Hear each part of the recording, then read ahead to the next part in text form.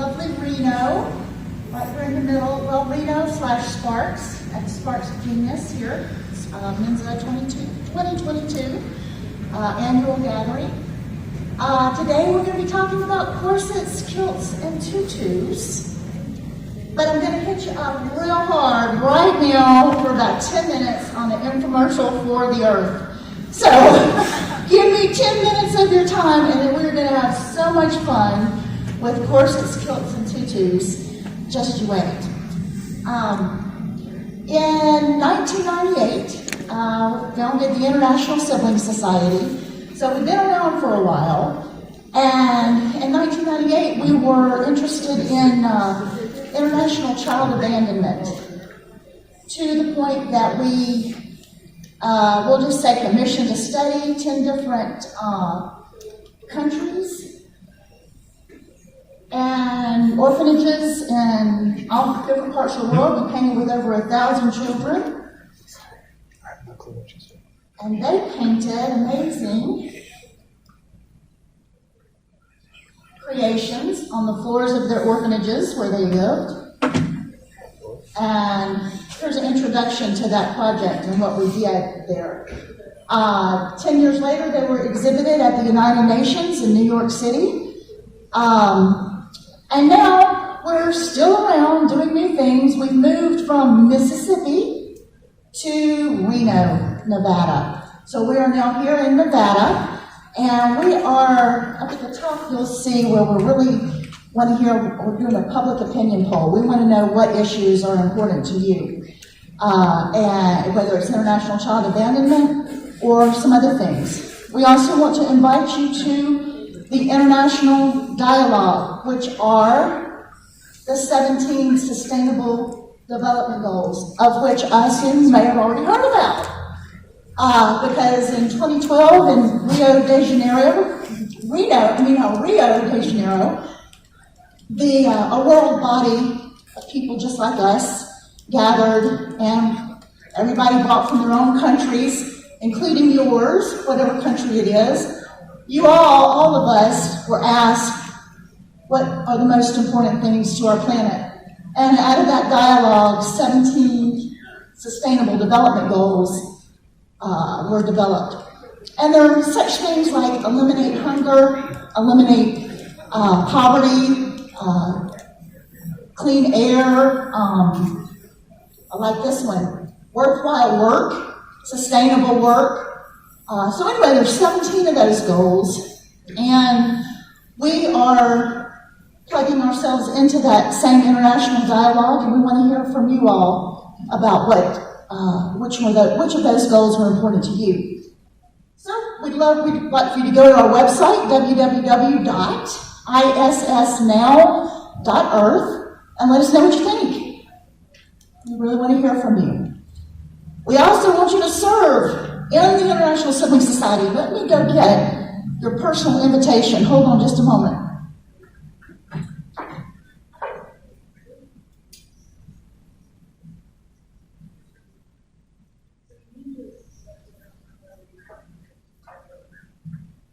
I wasn't sure if for today's presentation I was going to print out something for you to take home and put in your pocket and bring out of your suitcase. I knew that would happen. You know, I also teach, and I remember walking down the hall about a month ago when school was in session. Just walking down the hall, and then whoop, down comes my belted, amazing outfit. But yes, the tutu is going to probably hit the floor a few times during this presentation. But anyway, your personal invitation to go to our website, www.iss.NOW.earth, and look at the sections where it talks about teams and what we're looking for in team members. And look a little bit down the page, down the website, and explore where there's a call for nominations if you're interested in serving on the board. There's board nominations. Maybe you know somebody who would make an excellent board member. We want to hear about that. So you can nominate someone. And you scroll down a little farther as you look around the website, you'll see the application. All you have to do is fill out this little Google form, and you get to tell us what's exciting, what you're interested in. Are you interested in membership only? Are you interested in the convention, being a conventions representative, a cultural representative, economic representative, political representative, securities representative, university liaison, a secretariat, treasurer, vice president, president, executive committee, or something maybe we haven't heard of we could put in the other category. So that was my 10-minute commercial. I want you to go to iss.NOW.earth and let us know your thoughts.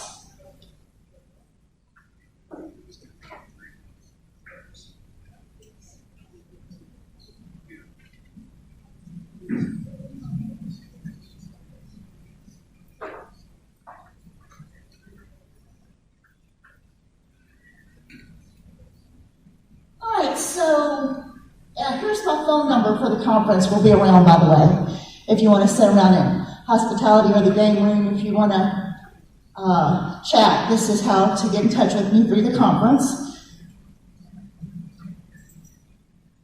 All right, the purpose of our presentation today and our time together is to experience art and our exploration of ourselves through these ancient arts of corset making, kilts, and the fun, fantastic fancy of tutus. So, the history themselves of corsets is quite complicated. The first ones that we know of were on a piece of art, this vase here, in 1600 BCE. But it certainly wasn't called a corset. There wasn't even a name for it, because the name has Roman origins, and Rome didn't come around until 1,000 years later. And that's when the appossumus came into our lexicon, and that's what these undergarments were called. And the undergarments evolved through the seraphim stage to, we'll just say the underwear stage. How are we going to handle these boulder holders and all of that? That's how I call it. And centuries of developments in the undergarments would eventually lead us to would lead to the familiar corset of the 16th century. When we move to kilts, it's interesting. You hear a couple of different things about kilts. The fabric itself, what is the meaning? And even sitting here while I was setting up our rack with our tutus and kilts and such on it, someone asked me, oh, what plaid is this, And I understand we can't read or see this up on the screen, but each one of those little circles is a different type of plaid. And the one that we're going to be working with today in a few minutes looks to me like that one under Scottish trans, the very first one. And that's called the Campbell plaid. So, but the different names here, some say, and it is true in tradition, especially if you believe it, that the plaids are associated with different families or different clans of people in Scotland. Alternatively, they don't mean anything. They mean what you assign the meaning to be. There's a kilt company here in America, in our country. I got some fabulous things on YouTube all about wearing kilts. And they say, oh, there's nothing to the different plaids. And they're sitting there in their YouTube videos with these amazing array of different plaids hanging up behind them.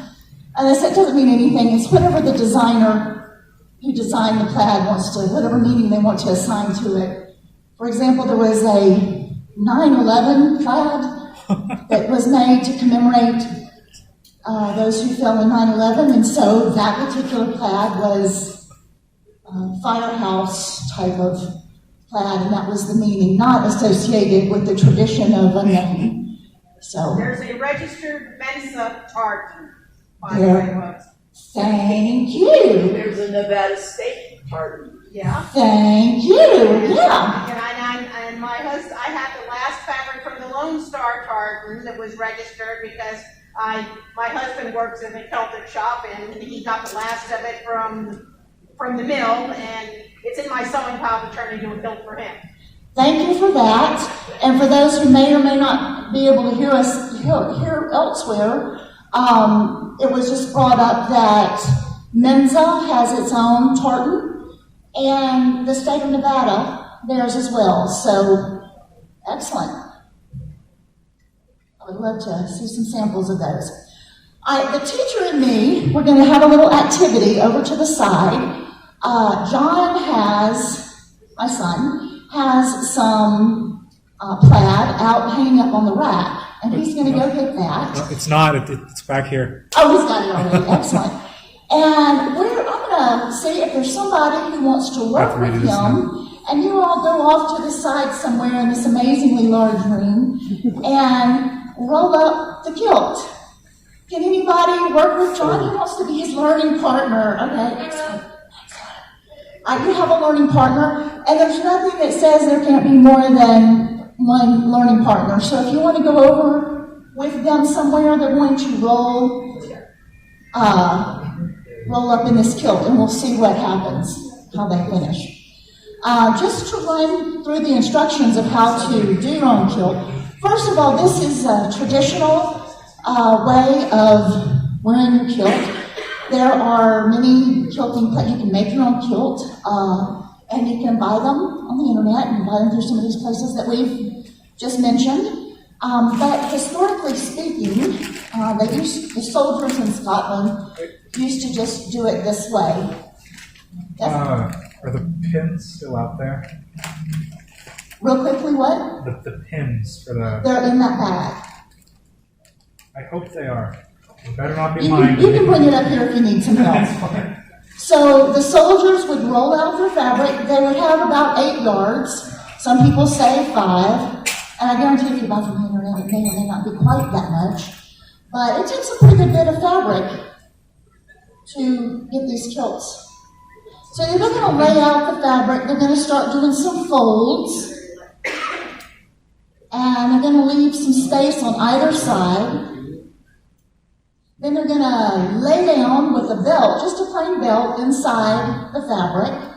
They're either going to put that belt under the fabric before they get started, or they're going to wiggle it down through like this guy's doing on the photo.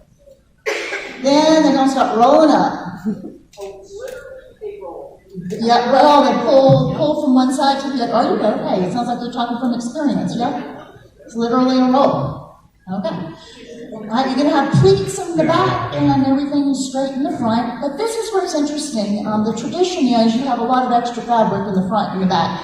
Then you start slinging it over your shoulders and pinning it up. And it'll look something like this. Looks a little Greek to me, but this is the end result. You've got a pin up here on the shoulder. You also have, I see some kilts in the audience as well. You generally have a pin at the bottom. Down here. Down at your knee somewhere as a weight to kind of keep everything down when wind blows. Or ladies want to look up your kilt. You have to have it weighted down just a tad. So, You know the legend of why that's there. Queen Victoria took a brooch off and pinned it on a kilt at a reviewing of the troops that was a little windy one day. there are many, many stories about looking up kilts, and this one, as you're talking about Queen Victoria taking the pin off for a little, I don't know, visualization or something. So there's a lot out there about that. All right. I'm going to ask you all who are in this kilt rolling exercise, John, to kind of keep your voices down as low as you can go. And we're going to move forward with the next topic, which is tutus, okay? There's just something about tutus that are just fun and fancy. They actually, voices down over here, please.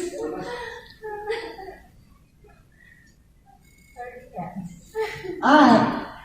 In Washoe County, here in Reno, Sparks, we have a little quiet coyote that visits us. See his little ears? John, The coyote is in the room. All right, so Tutu Tuesday has a tradition in the Burning Man culture, which is where we are. Right up here in this, we were at the playa just the other day. This is a playa. Right in the background is where the Burning Man site is every year. And yes, I got a ticket this year. I'm amazing, so happy. I've been trying so hard to get a ticket. So hard to get a ticket. I got a ticket. So we had to go check it out, make sure we knew what was going on. This environment is what we're going to talk about today as we're talking about our fashion. All right, it looks like this is it. This is what we're gearing up for when we talk about Burning Man and the fashion that we'll be exploring. And it does there's something called Tutu Tuesday, and it has its origins in Burning Man, the Burning Man lexicon and language. So, when you look at this picture, any ideas on why we might call this functional fashion? Umbrellas. Okay. For the protection against the sun. First comment I hear was cool. Second comment I hear is umbrellas for the sun. And also they're all wearing boots. And they're all wearing boots. Sturdy footwear. Great. Okay. Did you say you are a burner? I am. You have been? My first year was 2012. Okay, excellent. So I don't we have have- a this year though, so. No, it's really hard to get older. All right, so when we were at the playa the other day, they had an event called Playa on 4th of July, and this was it. This was it. So 4th of July did happen. Happens every year, and the event, I think they call themselves Everwin. They did a great job. This was them. So I think they had some permitting snags this year, but who's to say they'll probably be back next year. It was a lot of fun. We enjoyed it. Endless playa dust and beautiful skies. No porta potties, right? They did have porta potties. Yeah. And as you can see, the Golden Gate Bridge did arrive back there on a party car. It's hard to know your times. It's an old-timey car. But this is the environment that we're talking about. And corsets are a part of that, are a part of the landscape. Any idea why they might be there? Lots of them. Just cute, like that. Yep, they're fun. Then again, they're not all so fun all the time. You go to bend down and all that, and you can't do it. You just can't move very much, but they sure do look good, yep. And they're also cool weather, because it's hot out in the desert, which is also the place where it's a rocket test launch at other times of the year. You did hit on a nail when you mentioned umbrellas. Umbrellas are part of the functional fashion at Burning Man because of the sun. So you definitely, the umbrellas that look so neat and so trendy and so Burning Man, definitely have a function. You can't go out in the desert for approximately 10 days, completely self-contained, without having every single item that you chucked up there completely purposed beforehand. So it's beautiful. The art there is fantastic, but you have to be prepared, so you definitely need an umbrella. Also, goggles. They really are super cool, super steampunk, they look good. But you don't go out there without the goggles. You need two pair. You need one that's clear and then one that's tinted. But if you look at this lady in the photo, she has decorated her own ski goggles. You can't see the mountains back here, but we're surrounded by ski slopes. So we have lots of all of us have ski masks, and when it's come time for Burning Man, you decorate your ski mask or whatever you need, your goggles, and you will definitely need those. 2 pairs. One that's clear and one that's shaded. And also, this is one that with the age of post-COVID, we all know a lot about, which is respirators and masks. They're not just super cool, they're necessary with COVID, of course, as we all know. But there's also a huge sand situation out in the desert that you can't breathe. There is such thing as playa lung, and I was talking with somebody in the Burning Man office going into Gerlach, and she was saying that playa lung really is a thing. You know, you're breathing that in, it can affect your health. So you have to take the steps. Everybody wears scarves. Prior to COVID, of course, there was a lot of scarves out there on the playa. When you think of the Middle East, you think of people climbing up sand dunes. Actually, this gentleman here in the middle looks like he's wearing a scarf with Middle Eastern tradition. So nothing new here with scarves and sand and desert. So sand, desert, must have a scarf. So, and you're beginning to see in our photos that you have your scarves, you also have your goggles. All of these elements are beginning to come together. We must talk about boots. Boots were mentioned prior too. Boy, there are some statement boots, but they're also good for your posture, your stamina, your balance, being able to handle the playa. Also, playa feet care is very important because the playa itself is an ancient lake bed. It used to be salt. And so the white dust gets all over everything, but if you walk barefooted, there's people out there every year that walk barefooted, of course, through the playa, can't resist, have to do it. And you have to wash your feet every night, lotion, and take really good care of your feet while you're out there because of the alkalinity of the playa dust. That's the reason for good boots. They're very functional, very important to have some good boots. And then another thing, of course, is the furry furs and the colorful furs. It does get cold out there.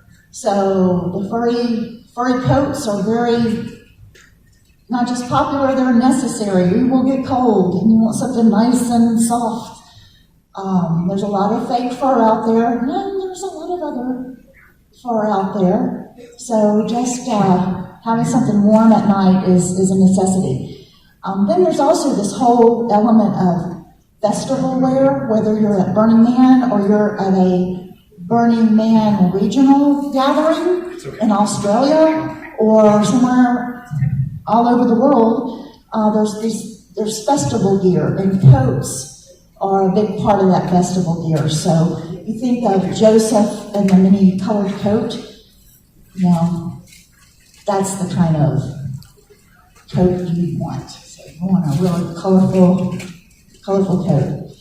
Then we have our tutus. Okay, everybody wears a tutu on Tuesday. So every Tuesday you have to wear a tutu. So this was something that came out of Burning Man culture that they just incorporated into their own lives, where even when it's not Burning Man Festival Week, they enjoy wearing tutus on Tuesdays. So, just as a bonus, this is a visual of what you'll need for Burning Man. And if you all have questions about that, we can definitely explore that. I see a tall, good-looking high schooler back there sporting a tartan kilt. Why don't you go ahead and come on up here, John? You and your learning group did a good job. Still have pants. Yeah. Oh, I did tell him, I said, if you do this, you're going to have to take your pants off, right? You know, because that's how you do it. But he didn't make it that far. But John, that looks really nice. Come on up a little closer towards the screen. Just enough. Okay, that's pretty good. You can stay right there. Looks good. Turn around and see the back. Well, you guys did a great job, guys and gals. Yeah. We are hoping also to, John, why don't you go get the tutus that are out in the hall, and why don't you roll them right there about where you were standing. And we thought it would be nice to grab tutus off the rack and take a big group photo. So think about that as you're kind of looking and seeing some of the things that are about to arrive that were in the room right before you came. And, take a little photo. We do want some questions, but why don't we take a photo here, Sparks of Genius, and then another one with another one behind this one with Junkie here in Reno, who we'll just say has donated a bunch of this stuff for us to have fun with today. And while we're kind of thinking about that, how are we doing on time? You've got 45 minutes yet. You're fine. Okay, good. We also teach, John, could you turn that a little bit more so everybody can kind of get eyes on it and see what, okay, maybe a little bit more out to the flat. Well, okay, push it out a little bit. Can everybody see the screen around the tutus? Is that okay? Maybe push it a little bit more towards the middle. Keep pushing, John. Look at me over here. Push that way. Just push. Just push. Keep pushing. All right, how's that? That's good, right? All right. So, I told you that I was going to tell you about all the things that we were doing since 1998. I was going to say, come get involved and all of that. We are doing new things. When I started talking about corsets, kilts, and tutus, everybody was into it, including our local junior college. So we have a class here at Truckee Meadows Community College called, drumroll please, Corsets, Kilts, and Tutus. Yay! And that class begins tomorrow night at Truckee Meadows Community College and goes on for the next 3 weeks. So it's a once-a-week course for 3 weeks. So we're going to run into some of that and look at what we're going to be exploring in this class, get a lot of ideas for you to take home with you, and maybe you'll find some inspiration here to create some of your own designs. Step one, you got to figure out what it is that you like. All right? We're going to look at just some of the things that I like because I put the presentation together. But I guarantee you it's going to look. Everybody's different. Everyone is different. And for me, I happen to like all things international. So different cultures, different traditions, different types of people, I'm gonna take interest. So as we roll through some of the things that I'm interested in, don't feel like you've got to like them. Because the point is, when you do this exercise, you'll be exploring things that you like. All right? I happen to love India. Oh man, I love it. It's so amazing. All the color and traditions, different type of society and the way they look at the world. But when it comes to dancing, they have classical ballet, just like we do, so it's thousands of years old, 6,000, 8,000 years old. These are the different types of dances in India, the 6 different classical dances, but I love the costumes. Anyway, this is what the different traditions of Indian classical ballet, this is their costume and what they look like. So you're going to see threads of this type of stuff throughout all the things that I like. And then we just saw this a minute ago. These are available on Amazon. The first one you have is your classical tutu for classical ballet. So you'll see a lot of that in this country. Inside this first tutu, I guess it is kind of hard to see with all the white, but there's a big hoop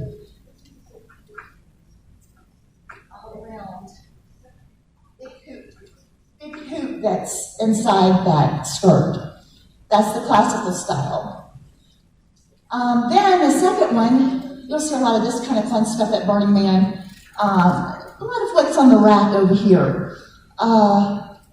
Those type of just fun tutus, gathered tulle, just lots of fun. But there's also lighting in those clothes. Anybody have any ideas why that's so important to have lights in your clothes? No lights on the playa. Lights on the playa. Very Also, dangerous. it looks cool as well. Can't forget that. So when John and I were on the playa, unfortunately, we did see someone who had been hit in her amazing van, and her wheel on her van at the front was like this. And then they had to drive the 8 miles to get into Gerlach for a tow, and they were just creeping along. And that happened that night, and she got hit on the playa because you're driving all around. Maybe we'll get a video of John driving on the playa, chasing a dust devil in the smart car. Oh, you did not put that in there, did you? Go to Facebook. Oh my God. But they're driving all over the playa, and you have to be seen, and that's why the lights are so important. Of course, there's bicycles all over the playa during Burning Man, so you can get from one place to the other, and those have to be lit as well. So lighting your clothes, like here in the middle, is very important if you're going to be venturing up to the playa. And then the last one is just some veiling and some fun things, some longer skirts with the tutu feel, putting some things in your hair. I don't know if you can see the white on white there. I like this one. That's nice. And as you get into sewing these things, it's nice the different ways you can put them together. It's not just a simple gather, but I like the way this fabric was cut beforehand and then sewn onto the waistband. And then, of course, if you're, with students having 3 weeks to make their own, designs, you think, well, what is it going to look like if I put a whole bunch of colors together? This is it. You like it, you don't like it, who knows, but that's what it looks like before you go investing all the different colors. That's all the colors together. Looks nice and fun. If you like that, and I like that. I've gotten away with my colors. I take, the chakra colors for healing. I'll take, and the students in the K through 12 love this, or I don't know if it's the students or the teachers, just like, what's she wearing today? What is, but every week I'll pick a different color. And, 1 week I'll wear red, next week I'll wear orange, next week yellow, in conjunction with my chakras and the whole healing experience. I had some surgeries during the pandemic, so it's just kind of my healing process of choosing what I wear. So instead of wearing them all together at the same time, for me personally, I like just focusing on one color at a time.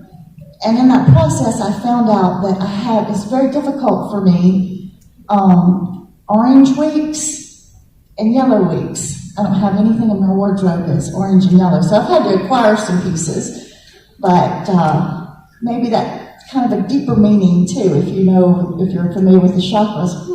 Why was I short in orange, and why am I short in yellow? So, but I have very much enjoyed exploring all the different colors of the rainbow, but for me, I like them one at a time. I also like peacock colors. So you pick a different colored thing, and that's what they look like. Then you have your different types of tutus. You've got your force from the 50s is the first one, and I was going to say there should be one of those on the rack, but that didn't make it up there today. But there's two smaller ones that are of the 50s style, one red and one pink. That's more of a foursquare for foursquare dancing and square dancing. Square dancing.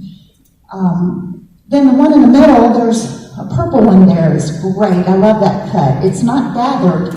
It's cut the fabric's cut in squares and triangles and then sewn onto the waist. It's a little easier to handle. And then, of course, you've got gathered ruffles and all that in that type of tutu. And then also, I just kind of like just the simple,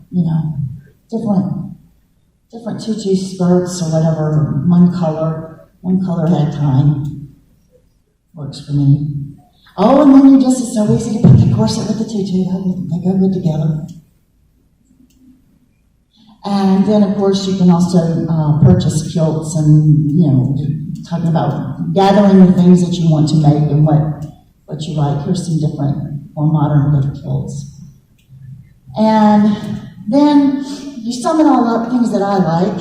You've got, colorful Indian dancing, and then the whole Burning Man thing, you hear about going in your birthday suit or what have you, and I thought these t-shirts with the muscles, I have some muscle pants. I love that. I can concentrate on what, I can see where each one of my muscles are in my muscle pants. But these two, in case you can't see on the video or the screen, they're shirts, and they're not really fellas without clothes. They're wearing clothes. They're just 3D printed muscles and skin and stuff. Like normal people. One thing that's very important, and when we went out on the playa the other day, we totally realized that head coverings are important if you're out on the playa, or they're just important to me. There's one head covering on the rack over there if you're interested in that. But you may look at this and say, oh, no, it doesn't work for me. And that's fine. This is what I'm into. But you're going to have some pretty matty, messed up hair if you don't have something on your hair. Say again? I have a friend who has nice hair, but she wears wigs. That might be helpful for you. There you go. Love it. I was also thinking about braiding your hair. But the dust will still get in. So I'm going to be making some of these suckers because I want my hair covered up. So I want. Is this your website? Is that what it is? No, this is just lightinthebox.com. They had a whole bunch of really cool stuff. Okay. And the whole point of this part of the exercise is to go out there and see what it is that you like. And if you just want to explore some different ideas, that's a good website just to kind of get stuff. They sell all this stuff there, But then you look at that and you may say, hey, that's cheap. I want to make one that looks really nice. I want to get my own fabric. So that's kind of why we're looking at these pictures and deciding what is it that you like and what do you want to make. All right, so step 2, you just identify what you like, then you're going to identify what you like, or what you're going to make, and how you're going to make it. Okay, are you going to make tutus? You're going to go the kilt route? What is it that you're going to make? And once you decide what you're going to make, you got to figure out how you're going to make it. I'm going to pause for just a minute to kind of hear from you, maybe even take some questions, because from here, we're going to go into more detail about what it is you're going to make, what you want to make. Are you going to make corsets? You're going to do the kilts? What you're going to do? But before we even go there, let's just take a minute just to talk about what we've just spoke about with the exploring what you like and the traditions of corset, kilts, and tutus. Are there any questions or any topics you want to bring up? Okay, in the back. Do you have any problem with pushback from people who are into the cultural appropriation issue? I mean, because I didn't even know about it until I bought some really cool things, and then I was wearing one and said, you can't wear that. It's culturally appropriation. And I thought, but it was made in America. Yeah. What a great question. Her question was, do you get any pushback from people when you present these things that you like, right? Yeah, the new things that you bought or you want to make. And it's interesting. Maybe we should throw it up to everybody, because you do kind of, I have in my life had times when I've worn things, and you can tell if you're kind of out of the box. But then you can also tell when you walk by and just have smiles all around you. Everybody's like, oh, man, getting through a pandemic, and I really like the fact that you're making me smile, or something like that. I found lately that it's just people can't get enough of corsets, kilts, and tutus, from our local junior college to some of the Burning Man groups to here, National MENSA Convention. You know, so I'm seeing maybe post-pandemic, I'm having different experiences than I've had in the past in my life for whatever reason, when you wear that thing that you don't feel so, dressed right for. Anybody else want to add to that? Okay, in the front row? Were you in Nevada when that happened? Well, yes, I was. Really? I was in Las Vegas, but you were Really? there. Oh, well. In Las Vegas, That's this weird. happened to her. No, it's not weird in Interesting. Vegas. It sounded like something, I'm from wasn't from a California. Mormon. It sounded like something that people in California would say. Yeah, right. I'd expect in Vegas, they'd be okay, because you see like No, Chewbacca Vegas- walking around, like Vegas Spider-Man. But Chewbacca is usually All from right, South America. This is a topic that we definitely need to revisit in the hospitality room, in the game room, and all the whole week of conference, for sure. We've definitely talked. On the front row, what was your thought? What were your thoughts? I'm seeing pictures of plus-size women on your displays, all these little tricky models from the websites or whatever. Yeah. And how many of us feel comfortable in it? Yeah. Well, thank you for that, and I'm going to have to put a pin there and address that. It's interesting because I just saw, maybe you saw it, maybe it was this morning, maybe it was yesterday, about a group, I'm just going to say out of California, but I can't remember where, but there were curvy surfers. Did you see that story? Where they're with their surfboards and they're plus-size women. Even though there was one in the group that she wasn't plus size and she was just trying to pass off like she was plus size and she was skinny as anything else, But that's very good insight. I'm going to look into that. And because I'm definitely not. I'm definitely big in every area. And then there was another question. Yeah, no, I don't see a cultural appropriation with a tutu or a corset. Mm-hmm. That or the kilt, maybe Scotland, but they're not.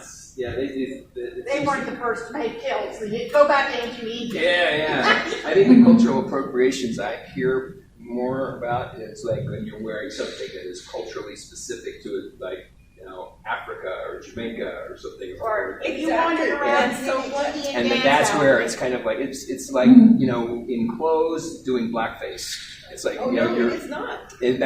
That's how it's viewed by some people. Is that So that is interesting, and let's just kind of bring it back up through the audio system here a little bit. The question was, or the statement was that the things that are considered antisocial are cultural identifiers that might be misconstrued, or there might be a miscommunication among cultures, which is a big topic in itself, an eternal topic.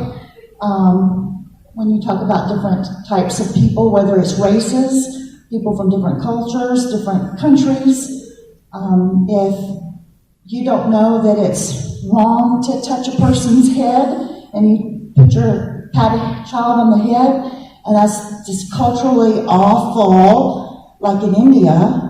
If you didn't know that, like so many people who aren't from India don't know that, then you would definitely find yourself in the outskirts and have crossed a line somewhere. So understanding the cultural nuances of the people that you're around might keep you out of the doghouse. Okay, and another? I know not everyone will agree with this, but to me, I think it makes a difference whether something is done as a caricature of another culture versus finding something from another culture beautiful and wanting to share in that. So I think there's a really different way of approaching it, but I do also recognize that not everyone is going to accept that finding something beautiful from another culture may not be acceptable. Yeah, and I appreciate the way you brought that up too. I think that is important because when you do talk about exploring different cultures, and when you think of I just think of skinheads, and a group that's considered anti-other people, that they look at a different culture and they see something not so good, okay?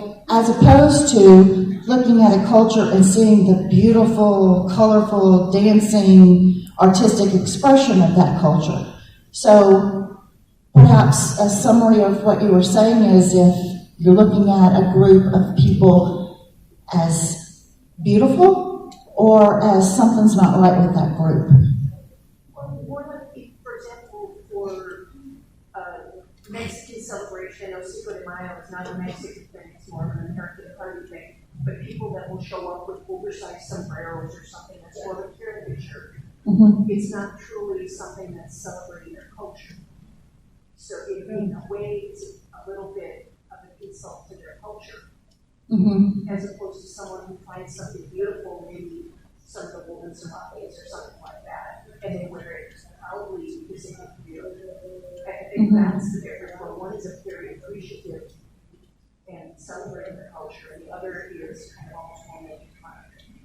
Sounds good. Sounds good. Okay, and one more, and So, I do have something to say about that. People have the right to be offended. So, no matter what you do, if somebody's doing something to be humorous, it has to do with the intent of why they're doing something, whether it's insensitive or offensive, or whether or not they're just different. It doesn't matter. I think everybody's going to make up their own decisions on how it is, or whatever it is. I've been to parties with big sombreros. We actually, in military intelligence, you pass down the big sombrero to the next guy into the next class. And I was a recipient of the big sombrero for that. And so, even though it was a caricature, it had personal meaning for us also. So if someone has some kind of comment about on the outside of it, then that's their right to be offended. so definitely on the front row we have a representation of the debate. Okay? You have those that say cultural identifiers as a caricature cause problems, and then the other side of the debate is, well, everybody has the right to be offended. Is that right? Yeah. So, and it is these two groups that are, that's the debate. So that's that sensitive area back in the back from Las Vegas that you have to kind of find your balance. But again, I wouldn't mind if it were coming from the actual representative. It's always coming from another And you see that happening all the time with mascots changing and sports games and all of that. People just say, enough already, we don't want to go there, we'll bring it up, we'll tell you what it is, but it looks like what we're talking about, and they discuss it, and it changes the traditions, I feel like that we can kind of bring things to a close and move towards our group picture, but let's just kind of rush through real quick like it's at warp speed, and we're just going to kind of go. If you are interested in developing your own corsets, kilts, and tutus, or other festive attire, it might look something like this. You get your materials wherever you get them from. And the third step is you're going to present your ideas, make it, and exhibit it, whether you're going to exhibit it in class or you're going to exhibit it out on the playa. All right, and from there, we'll just kind of bring that to a close and go to our group photo. If there's any other comments that say we didn't address to your liking, that's why we're here for a whole solid week here at the MENSA convention. So we get to talk about all this stuff anytime we want to. Where is our backdrop? All right, go ahead, come check out this thing and let's make a good big group photo in front of. Where did it go? Looking for the MENSA. We'll find it. There it is. Let's do this one. Okay, with the sparks of genius, and maybe y'all will get it here in the front, up here, in front of that. And, you know, in case you can, well, I guess you can see it. You're sitting there looking at it. But this is an amazing view, the way they designed this room, I guess. It would be nice if there were some ski slopes out there, but there's not. But it gives you some nice look for our photo. And if you want us to take a photo with your phone, we can have a little bank of phones here around the front. All right, so come grab something from the rack and get ready. And some of you have already come dressed, which is amazing. All corsets, kilts, and tutus were welcome and written on the session description.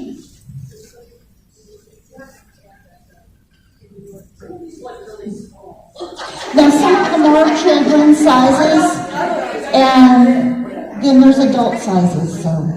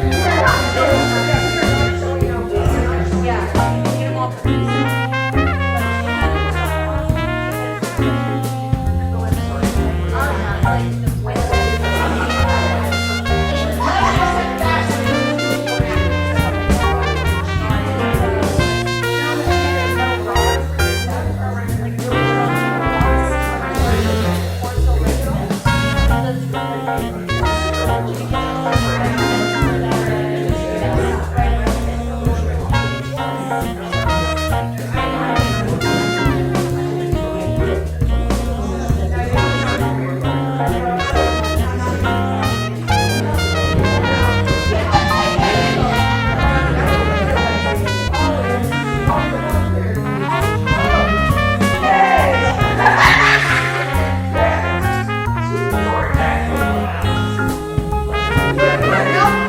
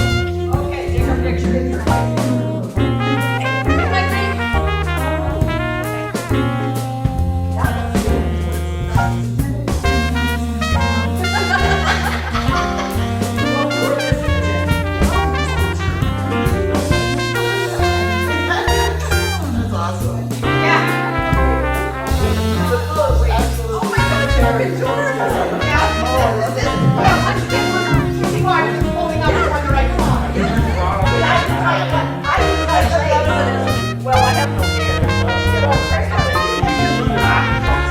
Here we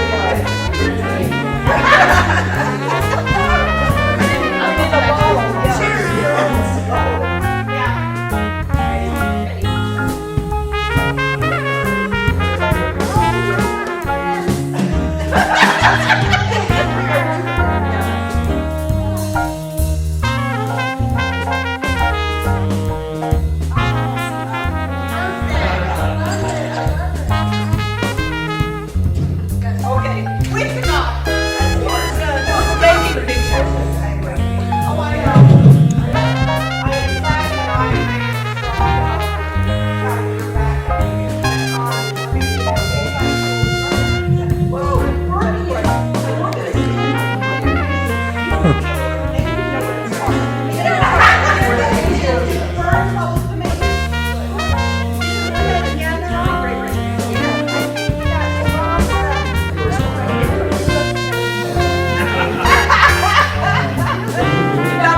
That's a hard work. Should I get ready to?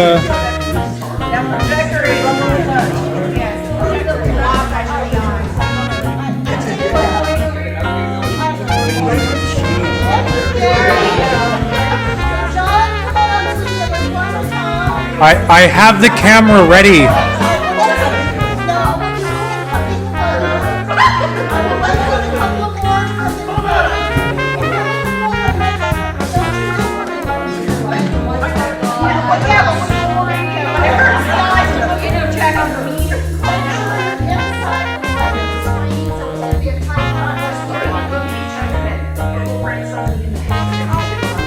That light is black, dangerous for us to be looking at. Look at somebody else. No, it hurts the eyes.